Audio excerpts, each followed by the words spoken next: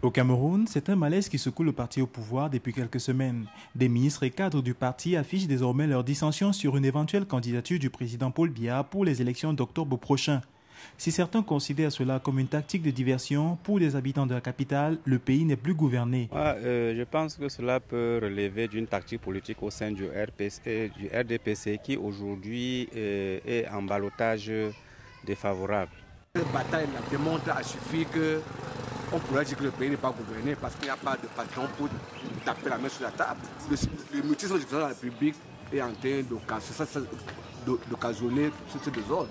Une situation inédite que ce parti n'a jamais connue depuis sa création qui, selon les analystes politiques, embarrasse les militants et pose le problème de légitimité du RDPC. On a le ministre Sadi, par exemple, qui ne sait pas trop quoi dire.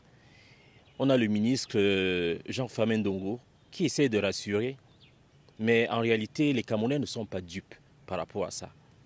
Et mieux encore, les militants de leur propre parti ne savent pas à quel sens se vouer. Et ce qui est de plus dangereux dans ce genre de situation, c'est que tout repose sur un seul homme. Et on est à même de se demander, quand on est dans ce genre de situation, est-ce que ce genre de parti a encore la légitimité de parler au nom du peuple? Puisque à leur propre sein, ils sont dans l'incapacité de pouvoir s'entendre et parler d'une même voix. Pour l'analyste politique Landry Atangana, il est clair que le parti au pouvoir est désormais au bord de l'implosion au Cameroun, car les ténors ont démontré leurs limites et leur incapacité à préparer la relève. La cacophonie qu'on ressent au niveau de la maison RDPC ces derniers temps peut être comprise sur 3 éléments. Le premier élément est l'absence d'une ligne claire. Le deuxième est l'absence d'une relève assumée. Et la troisième est la peur d'une vacance au sommet.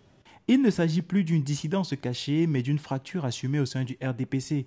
Pour l'expert, la transition est désormais inévitable dès octobre prochain. Les voix qui se taisaient avant sont de plus en plus en train de parler au sein du parti.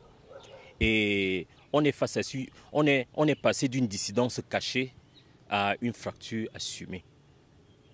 Les partis d'opposition, les anciens qui étaient dans l'Alliance hier, ont décidé de reconfigurer la scène politique au Cameroun. On est actuellement dans une situation où on a une transition, qu'on le veuille ou pas, au sein du pays. Pour les observateurs, la rupture des alliés historiques du RDPC et cette situation devrait donner à l'opposition l'ultime chance de sortir le Cameroun de 43 ans de règne sans partage du parti au pouvoir en octobre prochain.